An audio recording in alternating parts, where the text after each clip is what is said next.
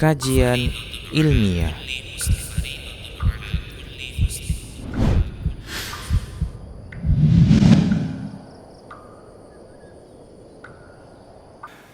Bismillahirrahmanirrahim. Assalamualaikum warahmatullahi wabarakatuh. Innal hamdalillah nahmaduhu wa nasta'inuhu wa nastaghfiruh wa na'udzu billahi min shururi anfusina wa min sayyiati a'malina.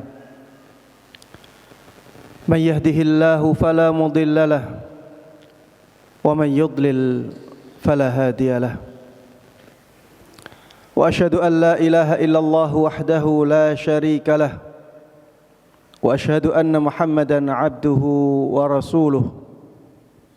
Qala Allah ta'ala: Ya ayyuhalladzina amanu ittaqullaha haqqa tuqatih wa la tamutunna illa wa antum muslimun.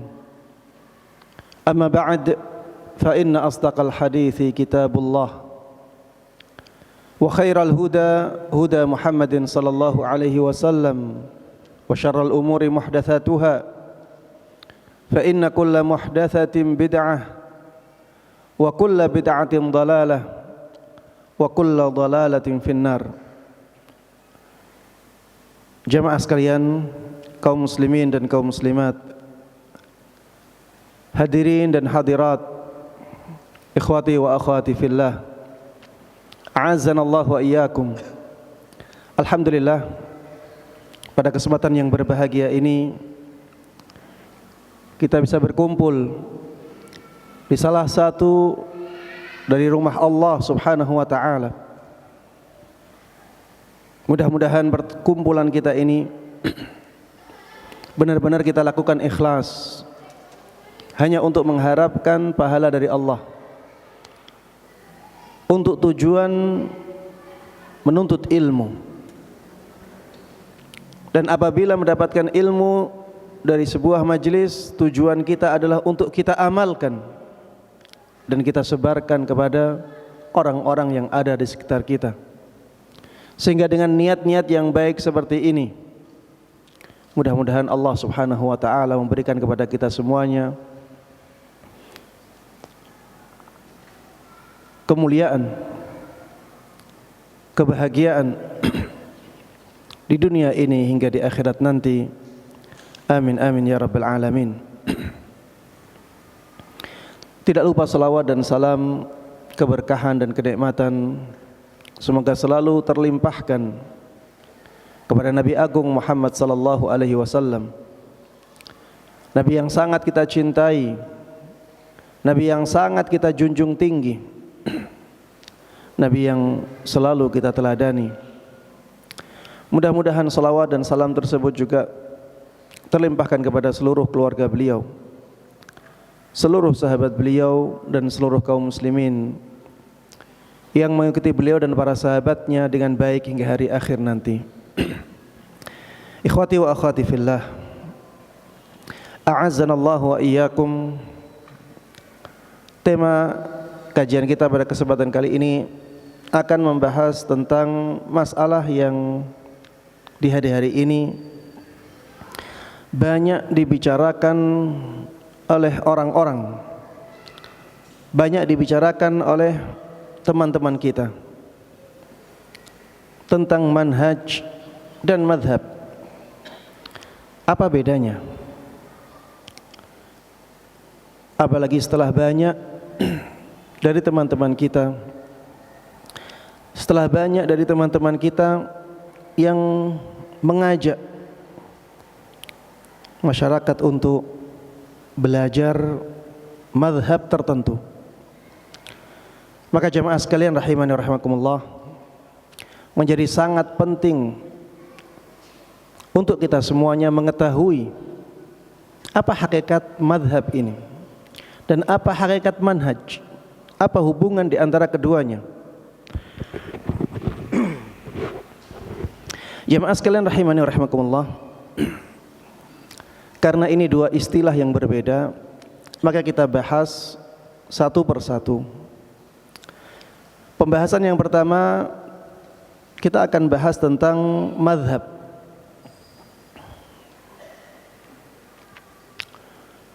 Madhab jamaah sekalian rahimani wa rahimakumullah secara bahasa berasal dari kata dhahaba yadhhabu, dhahaban, yang artinya pergi.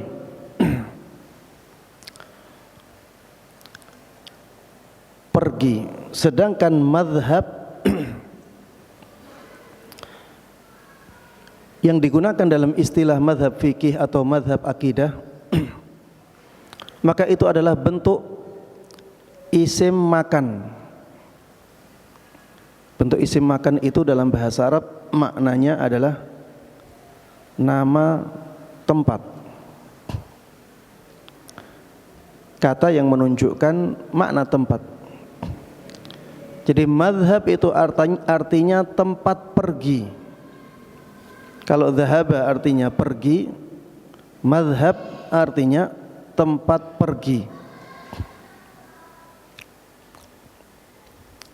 Ini secara bahasa.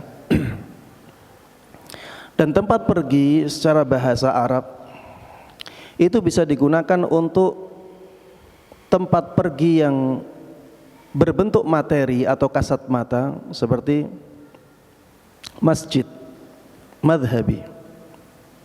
Masjid adalah tempat pergiku. As-suq madhabi, pasar tempat pergiku. Pasar, masjid, sesuatu yang kasat mata. Madhab dalam bahasa bisa juga digunakan untuk menunjukkan tempat pergi yang maknawi, non materi. Seperti hadzal qaul madhabi. Pendapat ini adalah madhabku. Pendapat sesuatu yang non materi. Ahlus sunnah madhabi. Pemahaman ahlus sunnah adalah madhabku, pendapatku. Ini non materi, ya berupa pemikiran-pemikiran, pendapat-pendapat. Ini secara bahasa ya, madhab secara bahasa itu tempat pergi. Adapun secara istilah jamaah sekalian rahimani wa rahimakumullah, maka definisi madhab sangat banyak sekali disebutkan oleh para ulama dengan redaksi yang berbeda-beda tapi makna yang berdekatan. Ya maknanya berdekatan. Lebih mudahnya madhab adalah ma dhahaba imamun minal a'immah fil ahkamil ijtihadiyah. Ma dhahaba imamun minal a'immah fil ahkami al-ijtihadiyah. Pendapat yang dipilih oleh salah seorang imam dalam hukum-hukum yang sifatnya ijtihadi. Pendapat yang dipilih oleh salah seorang imam dalam hukum-hukum yang sifatnya ijtihadiyah.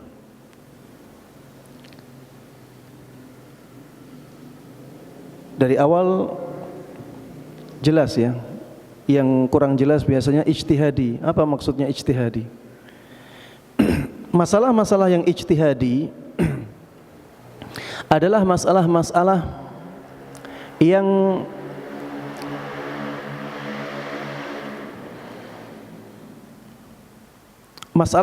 yang dalilnya memiliki lebih dari satu kemungkinan petunjuk. Masalah-masalah yang dalilnya memiliki lebih dari satu kemungkinan petunjuk. Ada dalil, tapi dalil ini tidak tegas, sehingga dia memiliki lebih dari satu kemungkinan. Ini yang pertama. Kemungkinan yang kedua, masalah-masalah ijtihadi adalah masalah-masalah yang benar-benar tidak ada dalil khususnya. Tidak ada dalil khususnya. Jadi kita makainya kaedah, dalil-dalil umum. Kalau tadi ada dalilnya, tapi bisa memiliki dua kemungkinan atau lebih. Intinya petunjuknya lebih dari satu kemungkinan. Kalau yang ini tidak ada dalilnya, tapi bisa kita carikan dalil umum, tidak menunjukkan masalah itu secara spesifik, tapi masuk dalam keumumannya. Ini masalah ijtihadiyah yang kedua. Masalah ijtihadiyah yang ketiga adalah masalah yang ada beberapa dalil yang saling bertentangan. Jadi satu masalah ditunjukkan oleh banyak dalil, tapi banyak dalil ini kelihatannya saling bertentangan. Inilah tiga keadaan dari masalah-masalah ijtihadiyah. Kalau ada masalah masuk dalam tiga keadaan ini, maka dia masuk dalam masalah ijtihadiyah. Ketika ada seorang imam memilih pendapat tertentu dalam masalah-masalah yang seperti ini, maka itu namanya apa? Madhab. Itulah yang dinamakan madhab. Pendapat yang dipilih oleh salah seorang imam dalam masalah-masalah apa? Ijtihadiyah. Bisa difahami ya? Ketika dikatakan masalah-masalah ijtihadiyah, maka sebenarnya madhab ini bisa mencakup akidah, bisa juga mencakup fikih. Yang saya maksud dengan akidah adalah masalah keyakinan. Yang dimaksud dengan fikih adalah amalan-amalan yang tampak. Keyakinan seperti misalnya keberadaan Allah di atas arsy-Nya. Ini keyakinan. Seperti misalnya keyakinan tentang ya rukun iman ya. Semuanya itu keyakinan, itu akidah. Masalah ijtihadiyah juga bisa mencakup masalah-masalah fikih, masalah-masalah yang tampak, solat, amalan solat tampak, amalan zakat tampak, amalan haji tampak. Jadi jamaah sekalian rahimani wa rahimakumullah, istilah madhab itu di zaman dulu itu bisa digunakan untuk madhab dalam masalah akidah, bisa juga digunakan untuk madhab dalam masalah fikih. Makanya orang-orang kalau kita melihat ya kitab-kitab di zaman dahulu, mereka menyebut salaf, ada madhab salaf, ada madhab khalaf. Nyebutnya madhab, bukan manhaj. Ini madhab salaf, ini madhab khalaf. Madhab dalam akidah di sini. Ada madhab ahlus sunnah, ada madhab mu'tazilah, ada madhab asy'ariyah. Disebutnya apa? Madhab. Karena memang secara asal madhab itu bisa berkaitan dengan masalah-masalah akidah, juga bisa juga berkaitan dengan masalah-masalah fikih. Madhab dalam masalah fikih banyak. Yang terkenal 4 ya. Madhab Hanafi yang paling dulu, setelah itu disusul madhab Maliki, setelah itu madhab Syafi'i, setelah itu madhab Hambali. Selain 4 madhab ini ada madhab-madhab yang lain. Ada madhab Zahiri, ada madhab Al-Laythi, ada madhab Tabari, ada madhab Auza'i, dan ada madhab-madhab yang lainnya. Ini istilah madhab ya. Jadi madhab adalah pendapat yang dipilih oleh salah seorang imam dalam masalah-masalah ijtihadiyah, dan itu bisa dalam masalah akidah, bisa juga dalam masalah fikih. Kemudian jamaah sekalian rahimani wa rahimakumullah, setelah berlalunya waktu, istilah madhab ini lebih dominan digunakan untuk menyebut madhab fikih. Setelah berlalunya waktu, yang tadinya madhab itu digunakan untuk menyebut dua masalah ini, yaitu masalah akidah dan masalah fikih, akhirnya lebih dominan untuk menyebut masalah fikihnya. Makanya kalau kita mendengar kata madhab, maka yang kita fahami madhab fikih. Yang kita fahami ketika mendengar kata madhab itu madhab fikih, karena memang lebih dominan digunakan untuk menyebut madhab fikih. Ini madhabnya Imam Syafi'i misalnya, yang kita fahami ini madhab fikihnya Imam Syafi'i. Ini madhabnya Imam Ahmad, yang dimaksud biasanya adalah ini madhab fikihnya Imam Ahmad. Ini madhabnya Imam Malik, ini madhabnya Imam Abu Hanifah. Biasanya yang dimaksud adalah madhab fikihnya imam-imam tersebut. Kemudian jamaah sekalian rahimani wa rahimakumullah, bagaimana madhab ini lahir? Bagaimana madhab ini lahir? Karena kalau kita kembali ke zaman Nabi Muhammad sallallahu alaihi wasallam, dulu tidak ada madhab Syafi'i. Belum ada madhab Syafi'i ketika zaman Nabi.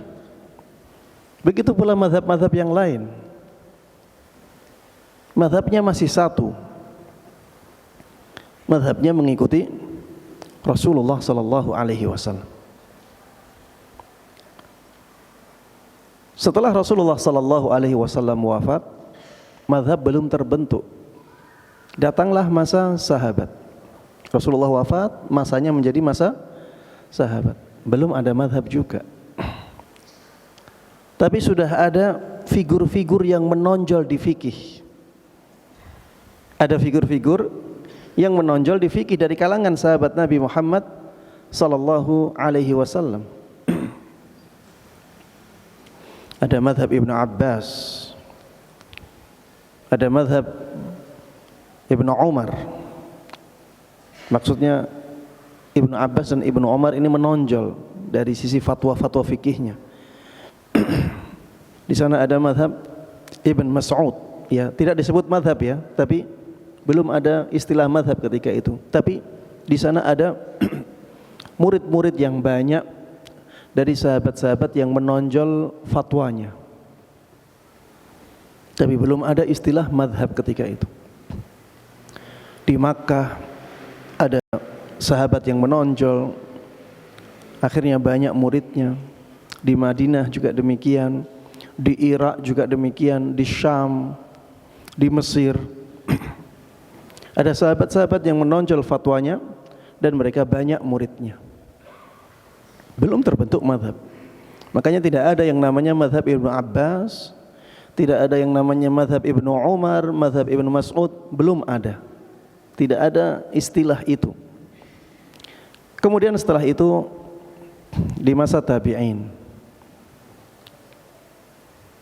di masa tabi'in inilah lahir Imam Abu Hanifah rahimahullahu ta'ala. Jadi semua imam itu tidak ada yang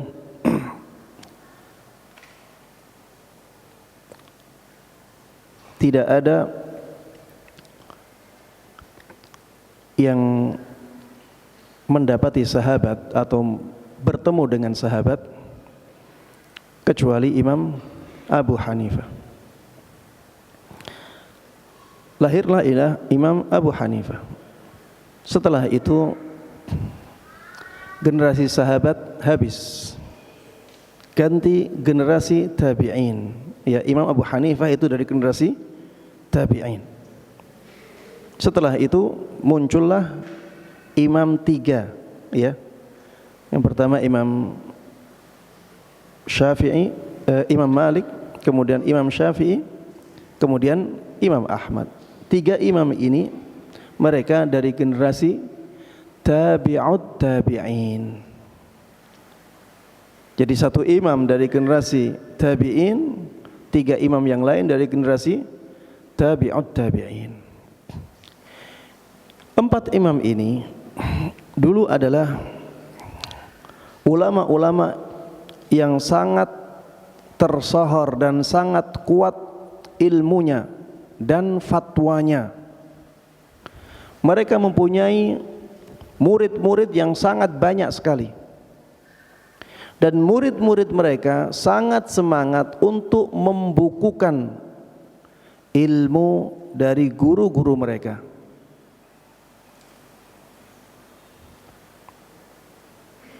Mereka sangat semangat membukukan ilmu dari guru-guru mereka. Makanya akhirnya 4 mazhab inilah yang terjaga sampai zaman kita. Dan tentunya itu semuanya atas kehendak dari Allah Subhanahu wa taala. Allah menghendaki itu.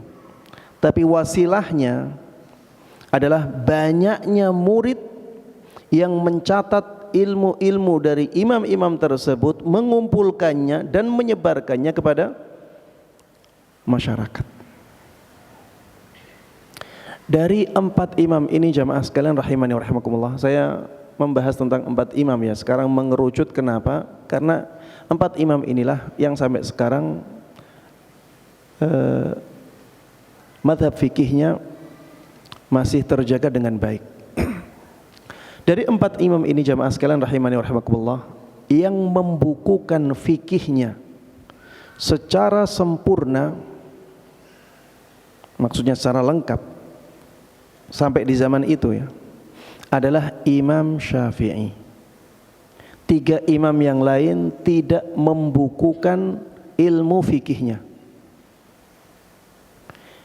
Imam Abu Hanifah tidak membukukan ilmu fikih beliau. Ilmu fikih beliau dinukil dari murid-muridnya, murid-muridnya yang membukukannya, bukan Imam Abu Hanifah.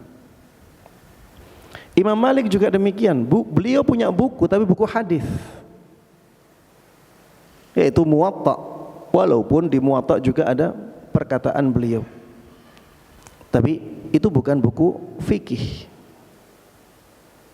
Beliau tidak membukukan fikih secara sistematis dari awal sampai akhir.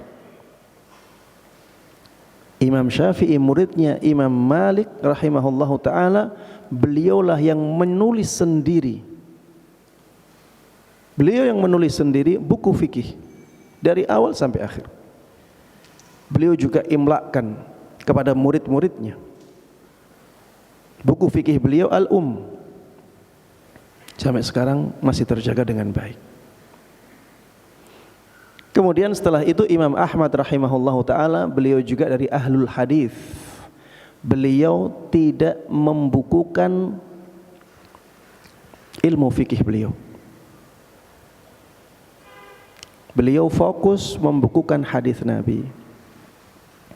Dan jamaah sekalian rahimani wa rahimakumullah, 4 imam ini tidak ada satupun dari mereka yang menghendaki terbentuknya mazhab atas nama mereka. Dan ini fakta sejarah, tidak bisa diingkari. 4 imam ini tidak ada dari mereka yang menghendaki terbentuknya mazhab fikih atas nama mereka.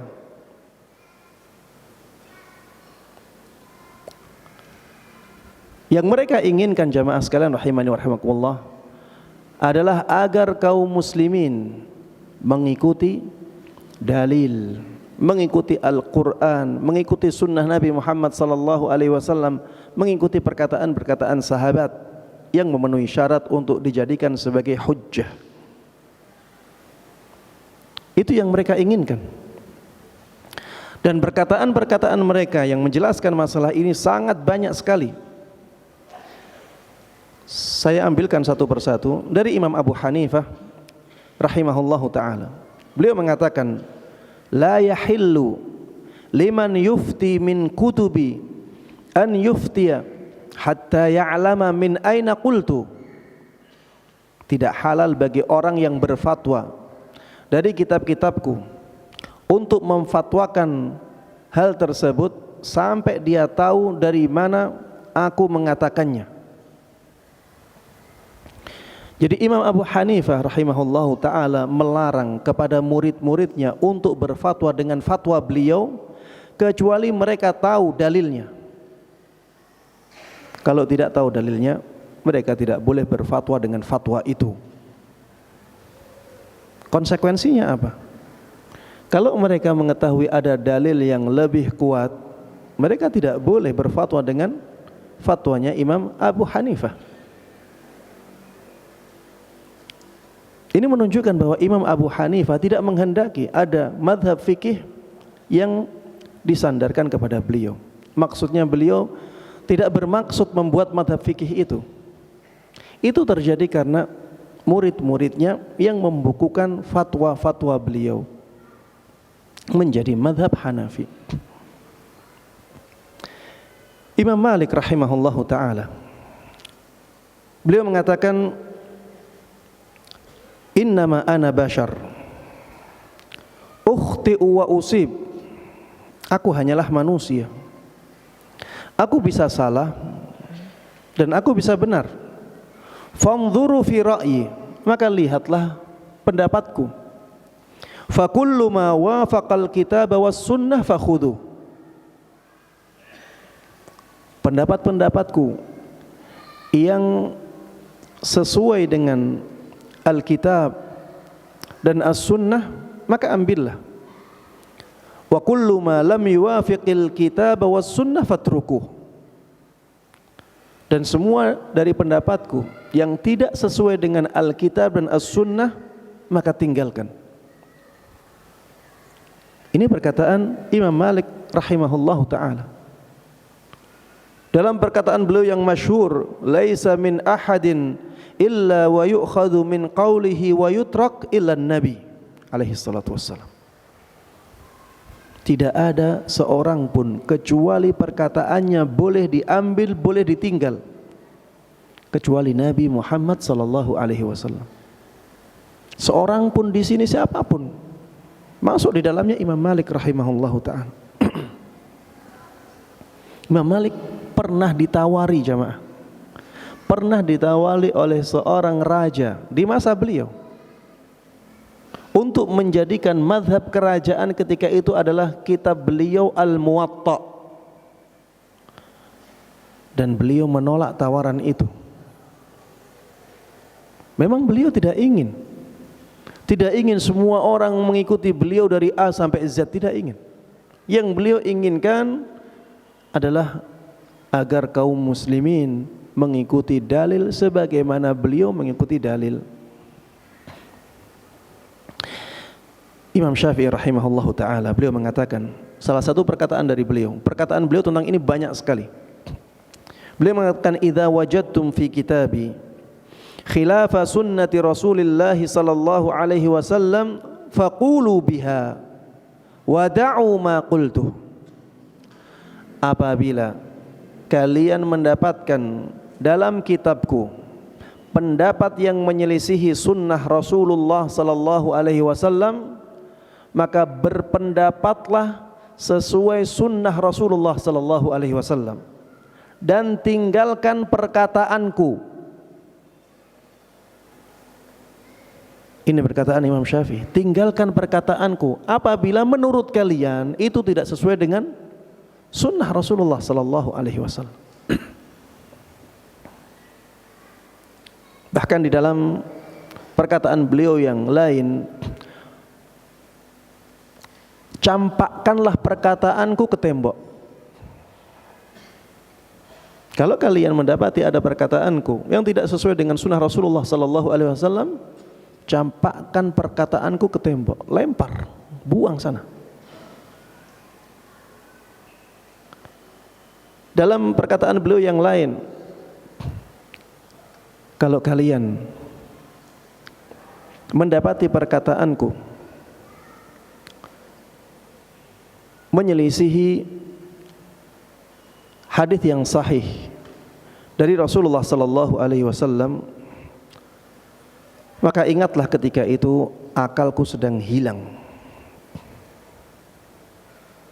Imam Syafi'i mengatakan demikian. Ingatlah ketika itu akalku hilang. Intinya Imam Syafi'i rahimahullahu ta'ala, beliau punya banyak sekali perkataan yang mengajak murid-muridnya untuk mengikuti sunnah Rasulullah sallallahu alaihi wasallam, bukan mengikuti beliau. Imam Ahmad rahimahullahu ta'ala, beliau mengatakan, la tuqallidni wa la tuqallid Malikan wala Syafi'i wala Al-Auza'i wala Thawri wa khudh min haitsu akhadhu. Jangan engkau bertaklid kepadaku, janganlah engkau bertaklid kepadaku. Jangan juga bertaklid kepada Imam Malik, Imam Syafi'i, Imam Auza'i, Imam Thawri. Jangan bertaklid juga kepada mereka, tapi ambillah hukum dari sumber-sumber yang mereka mengambil darinya. Ambillah pendapat dari sumber-sumber yang mereka mengambil darinya. Sumber-sumber hukum intinya adalah Al-Quran, Sunnah. Semua dalil kembali kepada Al-Quran dan Sunnah. Jemaah sekalian rahimani wa rahimakumullah, inilah para a'immah, inilah imam 4 yang mereka semuanya tidak mengajak manusia untuk mengikuti mereka. Dakwah mereka itu ilallah jemaah. Dakwah mereka itu mengajak manusia agar mereka mengikuti jalannya Allah subhanahu wa ta'ala yang dijelaskan oleh Nabi kita Muhammad sallallahu alaihi wasallam. Qul hadhihi sabili ad'u ilallah, bukan ilayya, ala basiratin ana wa manittaba'ani. Qul hadhihi sabili, katakanlah wahai Muhammad, sampaikan kepada umatmu, inilah jalanku, jalan dakwah Rasulullah sallallahu alaihi wasallam. Ad'u ilallah, aku itu berdakwah agar manusia itu mengikuti Allah subhanahu wa ta'ala. Ala basirah, di atas ilmu. Ana wa manittaba'ani, inilah jalanku dan jalan orang-orang yang mengikutiku. Para imam semuanya mengikuti Rasulullah sallallahu alaihi wasallam, dan jalan mereka adalah mengajak orang-orang untuk mengikuti Allah subhanahu wa ta'ala. Tidak ada satupun dari para imam ini yang mengajak manusia untuk mengikuti mereka. Taib jamaah sekalian rahimani wa rahimakumullah, setelah para imam ini wafat, setelah itu murid-muridnya mengumpulkan ilmu-ilmu fikih dari para imam ini. Dan ini bukan kesalahan. Tujuan mereka apa? Agar orang-orang bisa belajar fikih dengan mudah. Tujuan mereka untuk mendekatkan ilmu para imam tersebut kepada masyarakat, agar mereka bisa memahami fikih Islam dengan lebih mudah sesuai dengan dalil. Makanya Imam Al-Muzani, murid seniornya dari Imam Syafi'i rahimahullahu ta'ala, ketika menulis Mukhtasar yang sekarang terkenal dengan Mukhtasar Muzani, beliau mengatakan, aku mengumpulkan ilmu-ilmunya Imam Syafi'i ini dengan kesadaran yang penuh bahwa Imam Syafi'i melarang taklid kepada beliau. Beliau katakan demikian dengan kesadaran penuh. Aku tahu bahwa Imam Syafi'i melarang orang-orang untuk bertaklid kepada beliau, tapi aku lakukan ini agar orang-orang bisa beribadah kepada Allah dengan lebih mudah. Dan Imam Al-Muzani memberikan contoh jamaah bagaimana bertaklid atau bagaimana mengajarkan fikih kepada umat. Di dalam Mukhtasar Muzani, beliau menyampaikan fikihnya Imam Syafi'i. Tapi kalau menurut beliau pendapat Imam Syafi'i ini tidak kuat, beliau sebutkan pendapat beliau berdasarkan dalilnya. Makanya di Al-Mukhtasar Al-Muzani, pengarangnya yaitu Imam Al-Muzani sering mengatakan qala Al-Muzani. Ketika ada perkataan qala Al-Muzani, maksud beliau adalah Muzani menyelisih Imam Syafi'i. Kemudian beliau sebutkan dalilnya. Silahkan dirujuk di Mukhtasar Muzani. Seperti itulah harusnya seseorang mengajarkan fikih kepada masyarakat. Dan inilah praktek para ulama-ulama di zaman dahulu. Agar apa? Agar masyarakat masih punya semangat untuk mengikuti dalil, bukan hanya tahu hukum saja, tapi tahu dari mana hukum itu diambil. Jamaah sekalian rahimani rahimakumullah, setelah murid-murid beliau, ya para imam tersebut, mengumpulkan ilmu-ilmu fikihnya, akhirnya terbentuklah madhab. Karena akhirnya orang-orang melihat murid-muridnya imam ini membukukan ilmu fikih, akhirnya kok mudah ya untuk mempelajari fikih secara lengkap, secara runut, berdasarkan dalil-dalilnya. Akhirnya orang-orang belajar fikih dari kitab-kitab yang memudahkan belajar fikih itu. Akhirnya terbentuklah ada fikih yang usulnya atau dasar-dasarnya sesuai dengan usulnya Imam Abu Hanifah.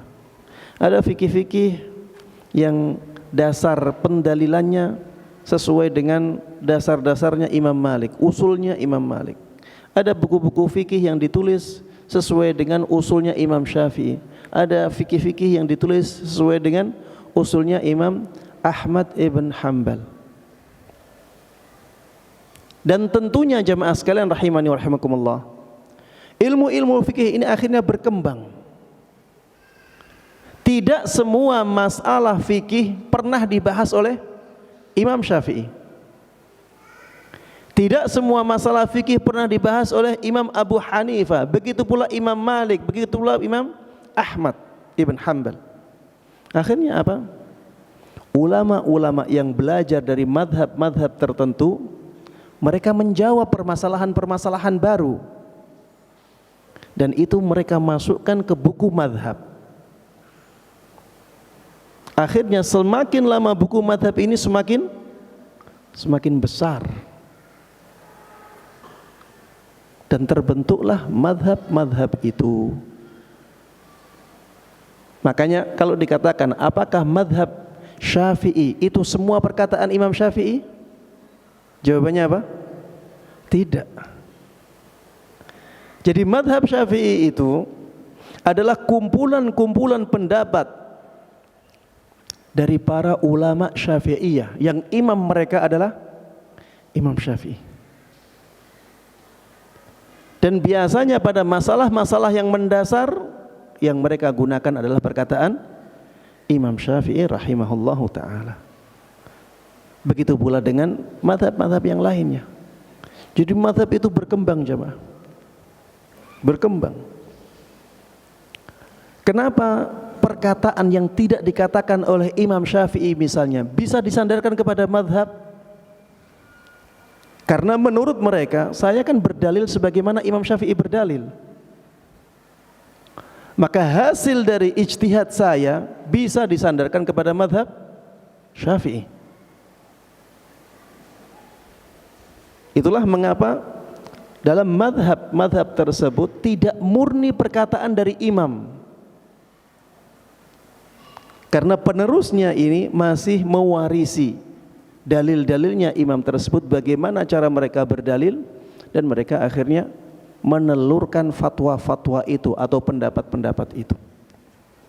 Makanya jamaah sekalian rahimani wa rahimakumullah, harus dibedakan antara madhab Syafi'i dan madhab Imam Syafi'i.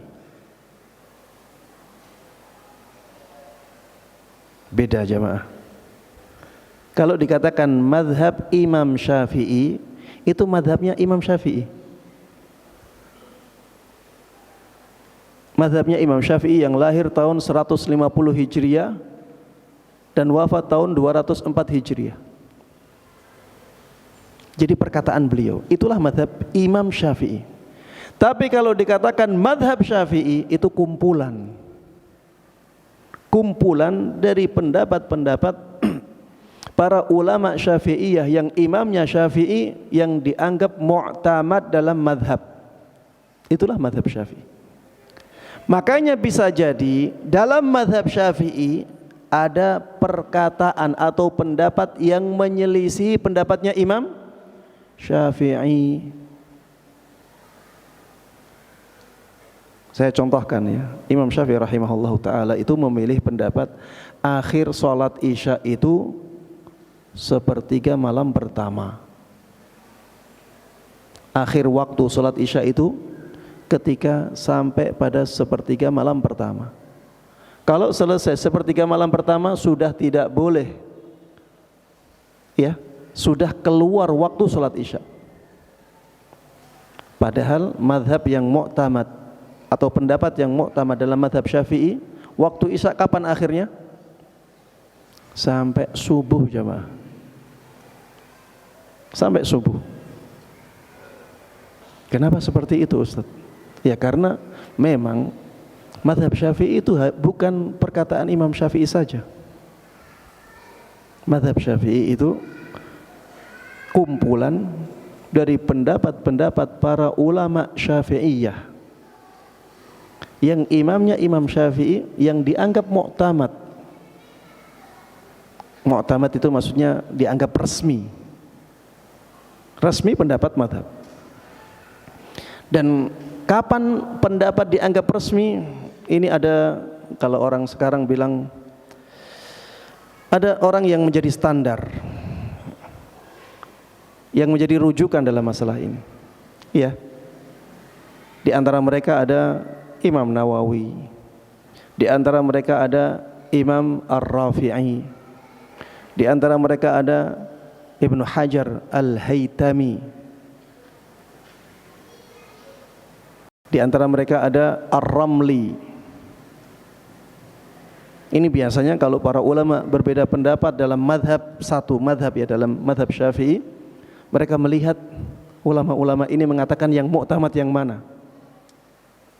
Dan biasanya ulama-ulama ini juga ada perbedaan, tapi sedikit, sudah relatif sedikit banget. Itulah perbedaan antara madhab Syafi'i dengan madhab Imam Syafi'i. Ini terjadi juga di madhab-madhab yang lain. Bedakan antara madhab Maliki dengan madhabnya Imam Malik. Bedakan antara madhab Imam Abu Hanifah dengan madhab Hanafi. Beda. Apalagi di madhab Hanafi ini.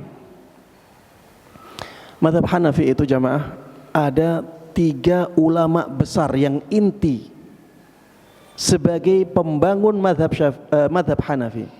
Yang pertama Imam Abu Hanifah. Imam Abu Hanifah ini punya 2 murid senior. Yang pertama Abu Yusuf Al-Qadhi, yang kedua Muhammad ibn Al-Hasan.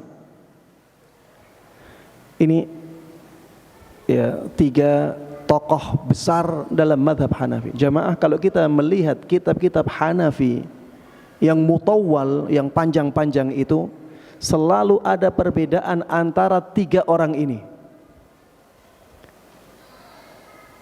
Jadi 2 muridnya ini banyak menyelisih Imam Abu Hanifah. Antara murid satu dengan murid yang lainnya bisa berselisih. Dan disebutkan dalam kitab madhab. Kemudian setelah itu yang mu'tamad dalam madhab seperti ini. Dan itu banyak sekali dalam kitab madhab Hanafi. Jadi antara yang mu'tamad dengan pendapatnya imam banyak yang tidak sinkron. Makanya harus dibedakan antara madhab Hanafi dengan madhabnya Imam Abu Hanifah. Kemudian jamaah sekalian rahimani rahimakumullah, setelah berlalunya waktu ya, ini tadi pembukuan, masih ada semangat ketika itu untuk mengikuti dalil. Jadi tidak hanya mempelajari fikih, tapi mempelajari dalilnya juga. Tapi kalau seperti itu akhirnya apa? Ilmu fikih ini ilmu yang sangat luas sekali jadinya. Berjalannya waktu, banyak dari kaum muslimin yang malas-malasan belajar. Mulailah ditulis apa? Mukhtasarat. Mukhtasarat itu ringkasan jamaah. Jadi yang panjang-panjang tadi, yang ada dalil-dalilnya itu, untuk dipermudah lagi harus dihilangkan dalil-dalilnya. Tinggal permasalahan sama hukumnya saja. Tinggal permasalahan sama hukum. Tujuannya juga baik jemaah. Untuk apa? Agar mudah dihafalkan. Tapi ada efek sampingnya. Cara ini ada efek sampingnya. Efek sampingnya apa? Orang yang mempelajari mazhab dengan cara seperti ini di awal, maka dia tidak akan semangat mengikuti dalil. Dia juga tidak tahu dalil-dalil untuk perkataan-perkataan itu atau pendapat-pendapat itu. Dan ini akhirnya yang menjadikan semangat ta'assub menjadi tinggi. Ta'assub itu apa? Fanatik buta. Kenapa terjadi ta'assub? Karena kaum muslimin sudah malas belajar. Dan yang mereka baca kitab-kitab mukhtasarat fikih ini. Akhirnya mereka menjadi banyak orang-orang yang hanya belajar itu, dan akhirnya dia pegang teguh itu, dan terjadilah ta'assub, terjadilah fanatik buta. Maka jamaah sekalian rahimani rahimakumullah, di zaman kita ini kita harusnya menghindarkan diri dari cara belajar yang seperti ini. Kalau kita punya waktu banyak jamaah, mondok, sekolah, fokus belajar fikih runut. Dari mulai yang paling dasar, fikih mazhab, tanpa dalil yang pertama sampai akhir. Kemudian tahap yang kedua, mengetahui dalil dalam setiap masalah. Tahap yang ketiga, mengetahui khilaf dalam mazhab ini. Tahap yang keempat yang paling akhir, tahap muqaranah, perbandingan mazhab dan menentukan mana yang paling kuat dari sisi dalil. Kalau ingin membangun fikih secara kuat, caranya seperti itu. Tapi apakah semua orang bisa membangun fikihnya dengan cara ini? Apakah semua orang jamaah? Apakah semua orang punya waktu yang banyak untuk mempelajari fikih? Jawabannya tidak. Yang punya banyak waktu untuk belajar fikih, silahkan belajar dengan cara itu. Itu yang dulu dilakukan oleh para ulama. Dari mulai fikih mazhab yang paling mendasar, ringkasan-ringkasan itu pelajari dari awal sampai akhir. Setelah tahap itu, tahap yang berikutnya, ketahui dalil-dalilnya. Tahap yang berikutnya, ketahui perbedaan pendapat dalam satu mazhab. Tahap yang berikutnya baru perbandingan mazhab. Lalu bagaimana Ustadz kalau kita tidak punya banyak waktu? Ngajinya sepekan sekali, hari Ahad saja. Cari cara yang ringkas jamaah. Bukan dengan mempelajari kitab fikih mazhab, tapi ringkaskan jalannya dengan mengetahui hukum fikih dan dalilnya. Mengetahui hukum fikih dan dalilnya, sudah selesai. Kenapa? Karena sebenarnya buku-buku fikih itu tujuannya adalah mengantarkan kita kepada Al-Quran dan Sunnah. Tujuannya itu, tidak ada tujuan selain ini. para imam madhab yang mereka inginkan agar manusia bisa beribadah sesuai dengan Al-Quran dan Sunnah. Kalau kita orang awam tidak punya banyak waktu, belajarlah fikih dengan cara seperti itu. Apa hukumnya? Mana dalilnya? Sudah selesai. Belajar yang lain lagi. Tidak usah ini perkataan Imam Fulan, ini perkataan Imam Fulan, dalam madhab ini yang muktamad seperti ini. Tapi setelah itu kita sebutkan, tapi ini kurang kuat, yang lebih kuat adalah pendapat ini. Lama jadinya. Waktu kita habis juga dengan cara seperti itu. Yang lebih baik adalah dengan langsung ya kita menyebutkan hukum fikih, kita mempelajari fikih, kemudian kita mempelajari dalilnya. Dalilnya seperti ini. Dengan seperti itu jamaah sekalian rahimani wa rahimakumullah, fikih kita menjadi lebih berkah. Fikih kita menjadi lebih berkah. Kita misalnya ketika takbir Allahu Akbar, kalau kita tahu bahwa Rasulullah sallallahu alaihi wasallam dahulu seperti itu, ada kemantapan dalam hati. Saya melihat ada hadis yang bunyinya seperti itu. Dahulu Rasulullah sallallahu alaihi wasallam ketika takbiratul ihram itu membaca Allahu Akbar. Ada keberkahan di sini. Ada juga semangat dalam hati untuk mengikuti Rasulullah sallallahu alaihi wasallam. Ini yang lebih berkah untuk orang-orang yang awam. Adapun untuk orang-orang yang punya waktu yang banyak, fokus untuk belajar fikih, maka cara yang paling baik adalah cara yang tadi saya sebutkan, membangun fikih dengan dasar yang kuat, tapi tetap dengan semangat mengikuti dalil. Taib jamaah sekalian rahimani wa rahimakumullah. Apa hukum bermadhab saat ini?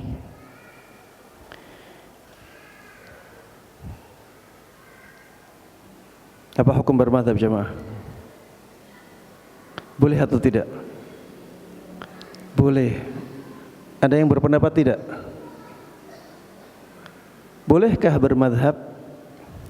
Jawabannya jamaah sekalian rahimani wa rahimakumullah, bermadhab itu bisa berbeda-beda keadaan antara satu orang dengan orang yang lain. Bermadhab itu bisa bermakna banyak. Makanya kita harus tahu apa yang dimaksud dengan madhab, atau apa yang dimaksud dengan bermadhab. Kalau kita ditanya apa hukum bermadhab, maka jawab apa yang antum maksud dengan bermadhab ini dan untuk siapa.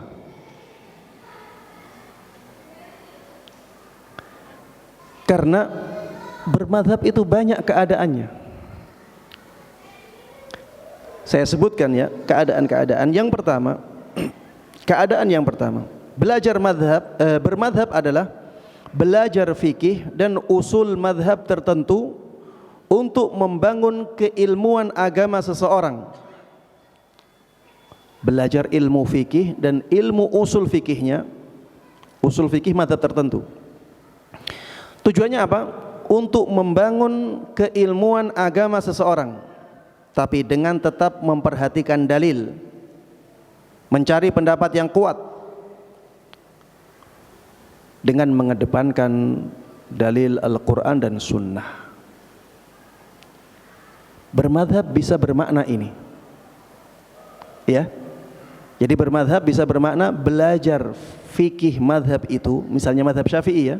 Bermadhab Syafi'i itu bisa bermakna belajar fikih Syafi'i dan belajar usul fikihnya Syafi'i. Untuk apa? Untuk membangun bangunan keilmuan,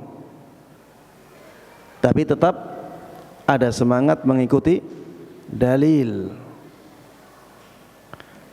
Kalau artinya madhab itu ini, kalau yang dimaksud dengan bermadhab itu ini, maka jelas tidak ada perbedaan pendapat di kalangan para ulama bahwa yang seperti ini itu dibolehkan. Baik, keadaan yang kedua, kalau artinya bermadhab atau keadaan seseorang dalam bermadhab itu adalah dengan mengambil pendapat imamnya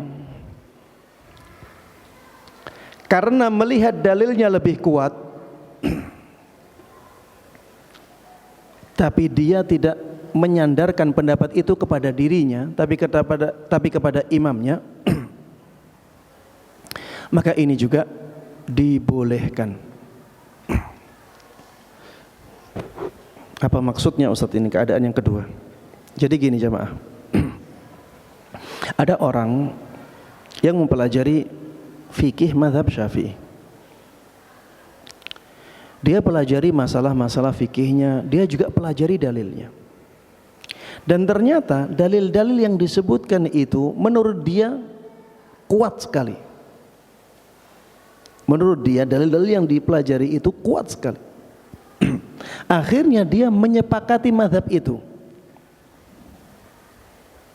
Akhirnya dia menyepakati mazhab itu. Perkataan itu perkataan imamnya, bukan perkataan dia. Dia mengatakan ini perkataan imam saya, tapi saya melihat dalilnya memang lebih kuat. Bermadhab yang seperti ini juga dibolehkan. Kenapa? Karena yang dia ikuti sebenarnya adalah dalilnya. Yang dia ikuti sebenarnya dalilnya. Kalau saja seandainya dia melihat dalil lain lebih kuat, tentunya dia akan mengikuti dalil lain. Karena alasan dia mengikuti madhab itu karena menurut dia dalilnya lebih kuat dalam masalah-masalah yang dibahas di dalamnya. Seperti Imam Nawawi. Imam Nawawi itu mengatakan seperti itu. Kenapa saya bermadhab Syafi'i? Karena menurut saya dalil-dalil yang digunakan untuk membangun madhab ini dalil-dalilnya kuat dan itu sesuai dengan pendapat saya, pandangan saya. Imam Nawawi rahimahullah ta'ala mengatakan seperti itu. Bermadhab yang seperti ini dibolehkan. Makanya jamaah, kalau kita melihat ya bagaimana Imam Nawawi rahimahullah ta'ala, kalau ada pendapat di dalam madhab yang menurut beliau menyelisih dalil, beliau tinggalkan pendapat itu. Tapi mayoritas yang beliau pilih sesuai dengan madhab karena menurut beliau dalil dalam madhab itu kuat-kuat. Ya, jadi beliau menyandarkan diri sebagai pengikut madhab Syafi'i karena beliau melihat dalilnya lebih kuat. Taib, yang kedua masih boleh. Keadaan yang ketiga, keadaan orang bermadhab yang ketiga adalah ketika seseorang mempelajari agama melalui madhab tertentu karena tidak mampu belajar agama selain dengan cara itu. Dia mau belajar agama, tidak ada yang ngasih dia pelajaran kecuali orang ini, dan orang tersebut tidak tahu kecuali madhab Syafi'i misalnya. Dia tidak punya cara lain. Maka bermadhab ketika keadaannya seperti ini juga dibolehkan. Kenapa? Karena dia punya kewajiban untuk beragama, beribadah sesuai dengan dalil, dan dia tidak bisa sampai kepada dalil kecuali dengan cara itu. Makanya para ulama mengatakan bahwa sarana menuju sesuatu itu hukumnya seperti tujuannya. Tujuannya adalah mengamalkan agama Allah, dan tujuan ini tidak bisa dia dapatkan kecuali dengan belajar madhab. Maka ya dibolehkan juga. Ini keadaan yang ketiga. Taib, keadaan yang keempat, bermadhab ketika keadaannya adalah menyandarkan diri kepada madhab tertentu dan mengharuskan diri untuk mengikutinya. Ditambah lagi ada sikap loyal kepada siapapun yang bermadhab sama dan memusuhi siapapun yang bermadhab berbeda.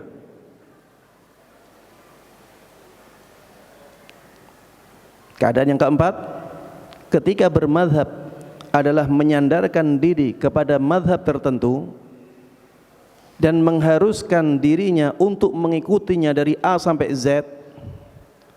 Kemudian setelah itu ada sikap kalau tidak sama madhabnya dia akan musuhi.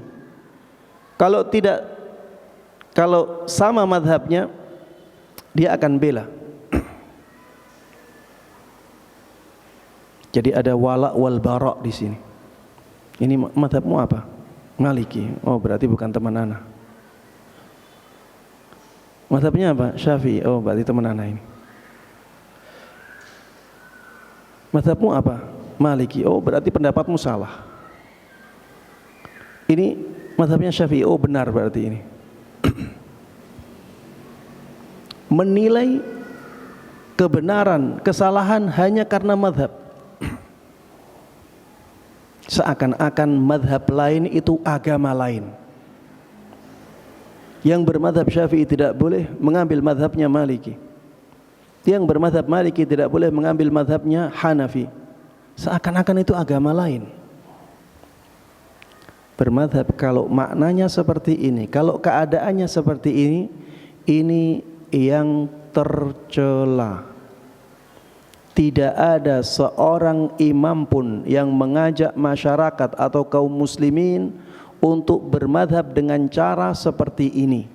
Bahkan semua imam madhab memerangi keadaan yang seperti ini. Inilah ta'assub, inilah fanatik buta yang dari dulu diperangi oleh para imam.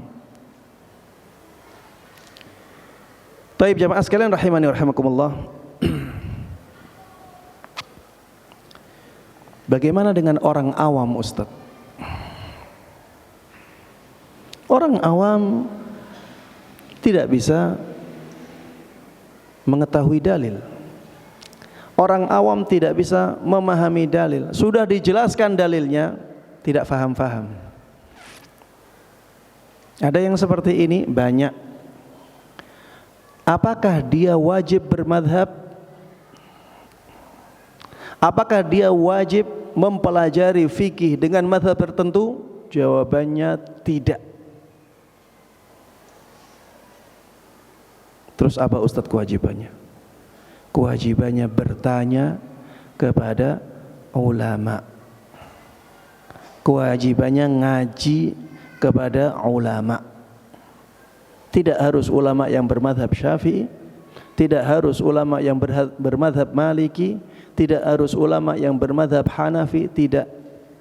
Ulama yang mumpuni ilmunya. Tidak ada kewajiban untuk mempelajari agama dari madhab tertentu. Allah katakan di dalam Al-Quran untuk orang-orang yang tidak tahu, fas'alu ahla dzikri in kuntum la ta'lamun. Bertanyalah kepada ulama apabila kalian tidak tahu. Ya ayyuhalladzina amanu ati'ullaha wa ati'ur rasul wa ulil amri minkum. Wahai orang-orang yang beriman, taatlah kepada Allah, taatlah kepada Rasulullah dan ulil amri kalian. Ulil amri di sini ada yang mengatakan maksudnya adalah penguasa, ada yang mengatakan maksudnya adalah ulama, ya. Ada yang mengatakan maksudnya umara, ada yang mengatakan maksudnya ulama. Intinya jemaah sekalian rahimani wa rahimakumullah, tidak ada di dalam ayat tersebut kata-kata taatilah mazhab kalian. Tidak ada kata-kata taatilah mazhab Hanafi atau mazhab Maliki atau mazhab Syafi'i atau mazhab Hambali, tidak ada. Taatilah Allah, taatilah Rasulullah sallallahu alaihi wasallam dan taatilah ulil amri kalian. Ulil amri bisa bermakna dua. Yang pertama umara, yang kedua ulama. Dan ulama di sini masih umum. Tidak dikatakan ulama madhab tertentu, tidak, ulama. Sama dengan ayat tadi, fas'alu ahla dzikri in kuntum la ta'lamun. Ketika seseorang bisa mengikuti Allah dan Rasulnya dengan merujuk kepada dalil, maka itu yang diwajibkan kepada dia. Makanya setelah ayat ini, ya setelah perkataan ini Allah katakan, fa in tanaza'tum fi syai'in farudduhu ilallahi war rasul. Apabila kalian berselisih dalam masalah apapun, kembalikan kepada Allah dan Rasulnya. Mengembalikan kepada Allah dengan merujuk ke Al-Quran, mengembalikan kepada Rasul dengan merujuk kepada hadis Nabi Muhammad sallallahu alaihi wasallam. Ini bagi mereka yang tahu, bisa memahami. Kalau kalian bisa memahami dalil-dalil yang ada, maka diwajibkan untuk mengembalikan masalah apapun kepada dalil-dalil yang ada. Jadi jamaah sekalian rahimani rahimakumullah, harus dibedakan ya sekarang. Kita harus membedakan dan mengerti posisi kita. Kita orang awam ataukah kita orang alim yang bisa memahami dalil? Kalau kita posisinya di orang awam, kewajiban kita adalah bertanya, bukan mengambil mazhab tertentu. Kalau posisi kita adalah seorang ulama yang bisa memahami dalil dengan baik, maka kewajibannya adalah mengikuti dalil. Bisa difahami ya? Lihat posisi kita di mana. Karena itu punya konsekuensi hukum yang berbeda. Kemudian jamaah sekalian rahimani wa rahimakumullah, yang menjadikan masalah bermadhab ini ramai, itu ketidakarifan, ketidakbijaksanaan orang yang mengajarkan mazhab itu. Saya misalkan, kalau misalnya di sebuah komunitas, di sebuah daerah, masyarakatnya sudah semangat untuk mengikuti Al-Quran dan Sunnah, menjadi sangat tidak bijaksana ketika seseorang mengajarkan fikih mazhab tanpa dalil di masyarakat yang seperti itu. Karena itu akan membuat ramai. Begitu pula sebaliknya, ketika kita hidup di masyarakat yang masyarakatnya sudah mencukupkan diri dengan mazhab tertentu, maka menyebarkan ilmu fikih di situ dengan cara yang penting sesuai dengan Al-Quran dan Sunnah, tanpa mempertimbangkan pendapat mazhab yang ada dalam masyarakat, ini juga tidak bijaksana. Kalau misalnya ada lingkungan ya, di masjid misalnya, sudah terbiasa di masjid itu tidak kunut, makanya masalah kunut ramai lagi. Kenapa? Berkaitan dengan masalah mazhab ini. Sudah terbiasa di masjid tidak kunut. Di masjid tersebut juga pemahamannya rata-rata melihat kunut itu tidak disyariatkan misalnya. Tiba-tiba dia orang datang semangat mempelajari mazhab, akhirnya dia kunut. Ini tidak bijaksana jamaah. Tidak bijaksana seperti ini. Ini membuat gaduh. Bukankah tidak kunut juga dalilnya kuat? Kenapa antum memaksakan diri? Bahkan anak dapat cerita sebagian orang karena dia belajar mazhab tertentu yang melihat bahwa kunut itu disyariatkan atau disunnahkan, dia sengaja menelatkan diri masuk di rakaat kedua agar bisa memperlihatkan kepada orang-orang, saya di rakaat kedua kunut. Ya, ini tindakan yang sungguh ya sangat tidak bijaksana seperti ini. Kita harus mempertimbangkan juga keadaan masyarakat.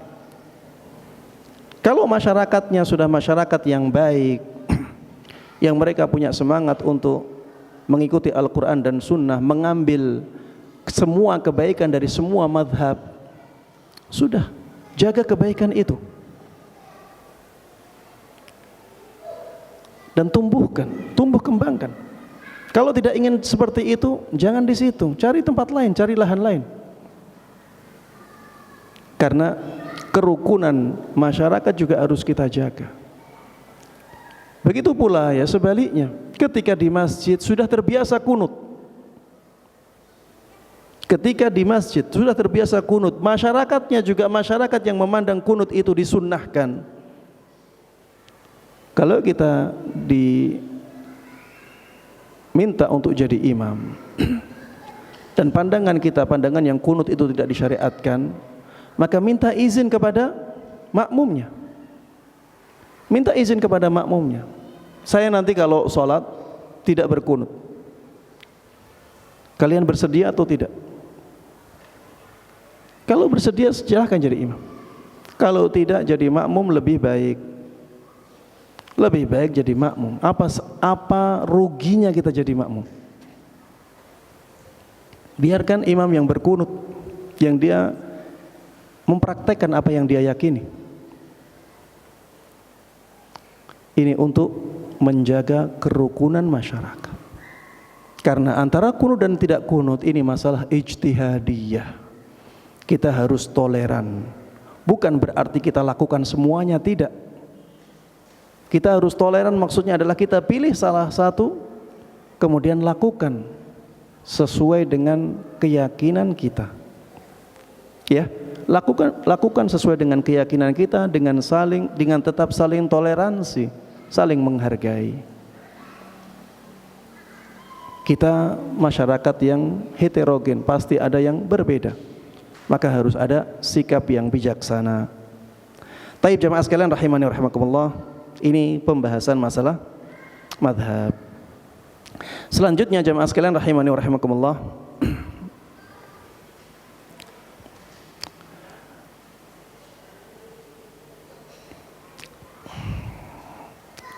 kita berpindah ke masalah manhaj. Subhanallah, sudah 10:30. Taib, apa yang dimaksud dengan manhaj? Manhaj secara bahasa itu jalan yang terang. Manhaj secara bahasa itu jalan yang terang.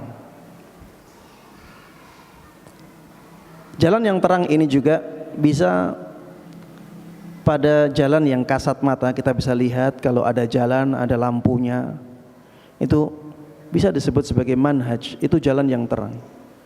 Bisa juga sesuatu yang maknawi, ya. Jalan maksudnya jalan berpikir atau pemahaman yang terang, yang dalilnya benar-benar jelas, dasar-dasarnya sangat kuat. Itu jalan yang terang, itulah manhaj secara bahasa. Adapun manhaj secara istilah, maka sebenarnya ya istilah ini istilah yang baru. Tidak ada di zaman Nabi manhaj dengan maksud yang diinginkan oleh orang-orang di zaman ini. Seperti istilah madhab juga di zaman Nabi tidak ada, setelah itu muncul istilah madhab. Manhaj juga demikian ya, tapi manhaj ini munculnya di zaman-zaman kita. Di zaman kita muncul manhaj. Biasanya untuk membedakan mana yang ahlus sunnah, mana yang bukan ahlus sunnah. Ada definisi yang disebutkan oleh Syekh Shalih Fauzan hafizahullah ta'ala tentang manhaj ini. Beliau mengatakan al-manhaju huwa at-tariq alladhi rasamahu lana rabbuna fi kitabih wa waddahahu lana nabiyyuna Muhammadun sallallahu alaihi wasallam fi sunnatih. Manhaj adalah jalan beragama yang digariskan Allah dalam kitabnya, dijelaskan oleh Nabi kita dalam sunnahnya, wasara alaihi sahabatuhu wa man jaa ba'dahum, dan dijalankan oleh para sahabat dan orang-orang yang setelah mereka. mimman nahaja manhajahum wa salaka tariqahum, yang orang-orang tersebut mengikuti jalannya para sahabat dan mengikuti jalan para sahabat. Kalau kita melihat definisi ini, ya, saya ulangi, manhaj adalah jalan beragama yang digariskan oleh Allah dalam Al-Quran, dijelaskan oleh Rasulullah sallallahu alaihi wasallam dalam hadisnya, dan dijalani oleh para sahabat, dan orang-orang yang mengikuti sahabat itu. Kalau kita melihat definisi ini, maka manhaj adalah cara beragama seseorang. Cara beragama. Kalau dikatakan cara beragama berarti ini sangat luas. Karena cara beragama bisa berhubungan dengan akidah, bisa berhubungan dengan ibadah amaliyah, bisa berhubungan dengan akhlak, bisa berhubungan dengan bisnis, bisa berhubungan dengan muamalah antara manusia satu dengan manusia yang lain. Cara beragama. Jadi manhaj itu jauh lebih luas daripada madhab. Kalau madhab itu cara berfikih, itu masuk dalam